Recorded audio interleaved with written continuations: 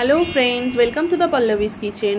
Friends, আজকে আমি আপনাদের সবার সামনে নিয়ে এলাম পটলের দোরমা। এবং এই পটলের দোরমা রান্না করার জন্য যেগুলো যেগুলো লাগবে আমি সবই আপনাদের দেখাবো। সবার আগে বলে দিই ফ্রেন্ডস, আজকে আমি নিরামিষ পটলের দোরমা রান্না করব। তো নিরামিষ পটলের দোরমা রান্না করার জন্য আমাকে যেগুলো যেগুলো নিতে হয়েছে সেগুলো হচ্ছে ছানা, তারপরে আপনার নারকোল, হ্যাঁ। এবং আমি সবার আগে যেটা করছি সেটা হচ্ছে পটলটাকে ভালোভাবে ছাড়িয়ে নিচ্ছি। আপনারা দেখতেই পাচ্ছেন। তো একটা ভোঁতা চামচের সাহায্যে পটলটাকে মাঝখানটা মানে ওপরটা টুপির মতন করে কেটে ওই ভোঁতা চামচটা দিয়ে আমি বিচিগুলোকে আলাদা করে নিচ্ছি, যাতে করে ভেতরে আমি পুরটাকে সুন্দরভাবে ঢুকিয়ে দিতে পারি। তো পটলের দোরমা রান্না করার প্রসেসই হচ্ছে এটা, যে আপনার প্রথমে টুপিটাকে অল্প মাথার কাছটা একটু কেটে নিতে হবে। এবং আমার এটা প্রথমবার করা পটলের দোরমা, তাই জন্য আমি একটু বেশি কেটে ফেলেছিলাম, যার জন্য পরে আমার একটু প্রবলেম হয়েছিল। তো আমি ভিডিওতে সবগুলো দেখাইনি। এই যে দেখতে পাচ্ছেন বিচিগুলো সব আলাদা করে আমি একটা মিক্সার গ্রাইন্ডারে পেস্ট করে নিয়েছিলাম, কারণ পেস্টটা পরবর্তীকালে আমার কাজে লাগবে। তো তারপরে যেটা আমাদের কাজে লেগেছে সেটা হচ্ছে কাজু কিশমিশ। এই কাজু কিশমিশটাকে আমাকে ফাইনলি চপ করতে হবে, না পুরো মিহি করব না ডাস্ট করব। তো ফাইনলি চপ করে নিলাম কাজু এবং কিশমিশটা।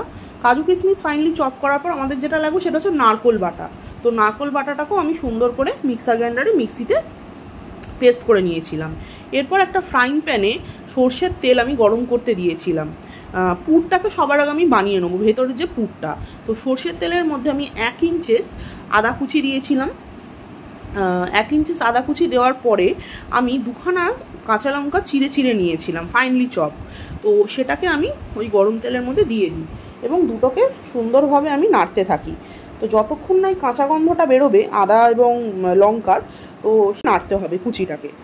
এবং নাড়ার পর আমি আলাদা করে যে পটলের বিচির পেস্টটা করে রেখেছিলাম মিক্সার গ্রাইন্ডারে, সেই পটলের বিচির পেস্টটা আমি এই গরম তেলের মধ্যে দিয়ে দেবো। পুরটা বানানোর জন্য সবার আগেই আমাদের এই পটলের বিচির পেস্টটা খুবই দরকারি একটা জিনিস, এটাকে আলাদা করে ফেলার কোনো মানেই হয় না। তো পটলের বিচির পেস্টটা দেওয়ার পর আমি আবার সুন্দর করে নাড়তে থেকেছি। ভিডিওটা একটু লং হবে জাস্ট বিকজ এটা দুটো প্রসেসে রান্না আছে। তো আপনারা দেখতে থাকুন, সঙ্গে থাকুন।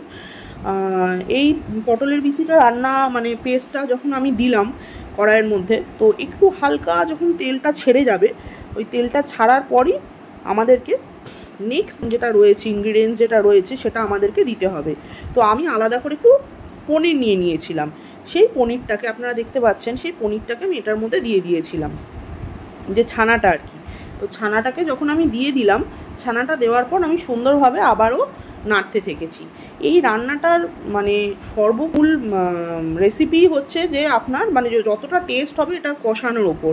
আপনি যত নাড়বেন, যত সুন্দরভাবে আপনি একটা মশলার সাথে একটা উপকরণ যতটা আপনি মেশাবেন, ততই আপনার সুন্দর ফ্লেভার আসবে এবং অতটাই থিকনেসটাও সুন্দর আসবে।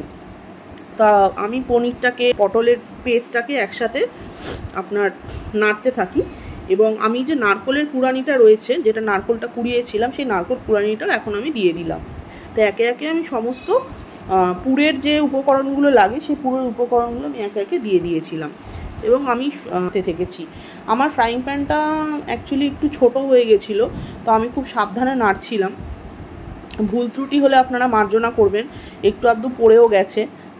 তো সেক্ষেত্রে আমি খুব সাবধানেই আর কি নাড়ছিলাম। এবং এটার সাথে আমি 2 চামচ চিনি অ্যাড করে নিয়েছিলাম, একটু মিষ্টি মিষ্টি খেতে লাগে এই পটলের দোরমাটা। তো আমি সমস্ত উপকরণ একসাথে মিশিয়ে নিয়ে এইভাবেই নাড়তে থাকছিলাম। মশলাটার মধ্যে আমি যেটা ইউজ করেছি সেটা হচ্ছে 1 চামচ হলুদের গুঁড়ো।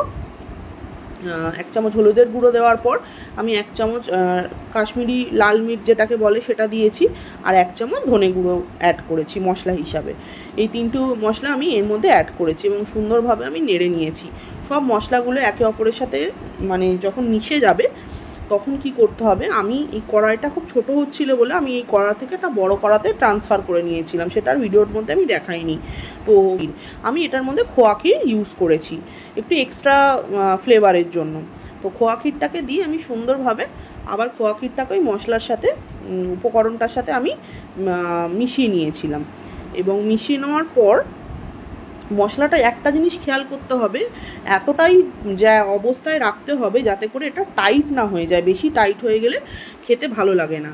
তো প্লেটের মধ্যে আমি এই মশলাটাকে আলাদা করে রেখে দিয়েছিলাম। অন্যদিকে আমি কি করলাম, কড়াইয়ের মধ্যে আবার কিছুটা মাস্টার অয়েল গরম করতে দিলাম এবং পটলটার গায়ে আমি একটু নুন ভালো করে মাখিয়ে নিলাম। খুব সুন্দর করে নুনটাকে পটলের ভিতরে একদম যেভাবে আমি দেখাচ্ছি এইভাবেই আপনারাও মাখিয়ে নেবেন এবং এক এক করে সমস্ত পটলে নুন মাখানোর পর পটলটাকে ভালোভাবে মিশিয়ে নিয়ে নুনটার সাথে ওই যে গরম তেলটা আমি কড়ার মধ্যে করতে দিয়েছিলাম সেটাতে এক এক করে আমি ছেড়ে দিয়েছিলাম। পটলই আমি একসাথে দিয়ে দিয়েছিলাম। দিয়ে দেওয়ার পর আমার পটলগুলো তোলার সময় খুব প্রবলেম হয়ে গেছিলো। তো যাই হোক, পটলগুলোকে নাড়তে নাড়তে নাড়তে নাড়তে যখন পটলগুলো একদম লালচে লালচে হয়ে যাবে তখন কি করতে হবে, পটলগুলোকে ছেঁকে তুলে নিতে হবে। পটলের মেন অংশটাও আপনাকে ফ্রাই করতে হবে এবং যে টুপির মতন অংশটা রয়েছে সেই টুপির মতন অংশটাকেও আপনাকে ফ্রাই করে নিতে। ফ্রাই করা যে তেলটা ছিল সেই ফ্রাই করা তেলের মধ্যেই সাদা জিরে দিলাম। সাদা জিরেটা একটুখানি অল্প ভাজা ভাজা করে নিয়ে এরপরে আমি আদা, রসুন, লঙ্কা সব পেস্ট একসাথে করে নিয়েছিলাম। তো সেই পেস্টটাকে আমি ওই ফ্রাই করা জিরের মধ্যে দিয়ে দিয়েছিলাম এবং সমস্ত পেস্টটাকে মিশ্রণটাকে একসাথে আমি নাড়তে থেকেছিলাম। তো নাড়তে নাড়তে যখন এর কাঁচা গন্ধটা বেরিয়ে যাবে, কাঁচা গন্ধটা বেরিয়ে যাওয়ার পর আমি কি করেছিলাম, অনিয়ন পেস্ট করে রেখেছিলাম আলাদা করে, 4খানা অনিয়ন পেস্ট। তো সেই 4খানা অনিয়ন পেস্ট এটার মধ্যে আমি মিশিয়ে দিয়েছিলাম। পেঁয়াজের পেস্টটা মেশানো হয়ে যাওয়ার পর পেঁয়াজ থেকে তো অটোমেটিক একটা ওয়াটার রিলিজ হয়, তো সেটাকে যাতে ভালোভাবে শুকনো করতে পারি সেটার জন্যই আমি বারবার করে কষাচ্ছিলাম।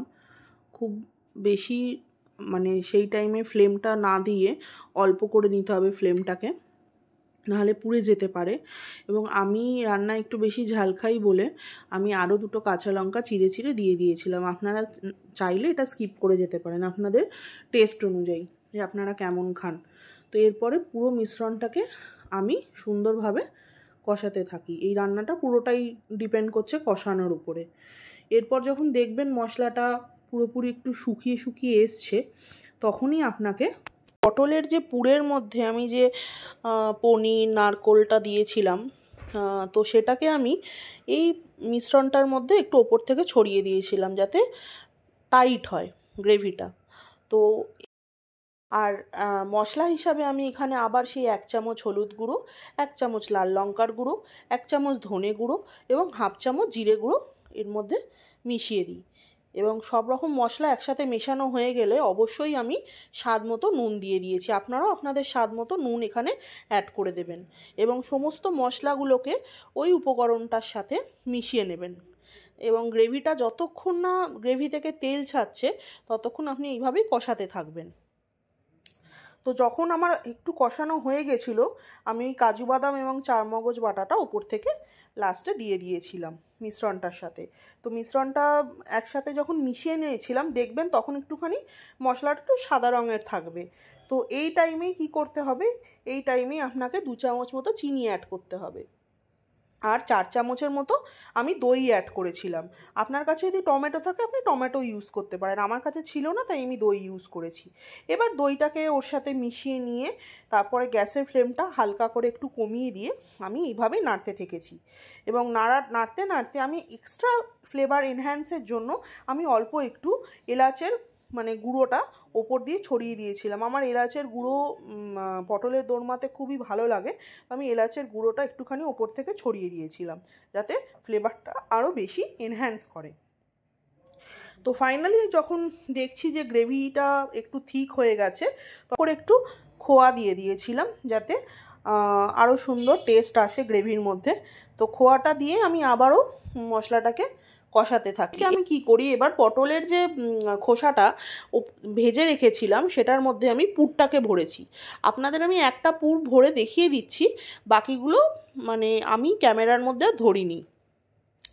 তো আমি পুরটাকে এইভাবে ভরেছি আঙুল দিয়ে দিয়ে ভেতরে একদম পুরটাকে পুরো মানে যে স্টাফিংটা ছিল খুব সুন্দর করে আমি করে ওপর থেকে যে ক্যাপটা রয়েছে সেই ক্যাপটা দিয়ে আমি মুখটাকে বন্ধ করে এবং টুথপিকের সাহায্যে আমি এটাকে জাস্ট আটকে দিয়েছিলাম একটা সাপোর্ট হিসাবে। আমি এখানে 2টো টুথপিক ইউজ করেছি, আপনাদের যদি ক্যাপটা ছোট হয় সেক্ষেত্রে আপনারা একটা টুথপিকেই হয়ে যাবে।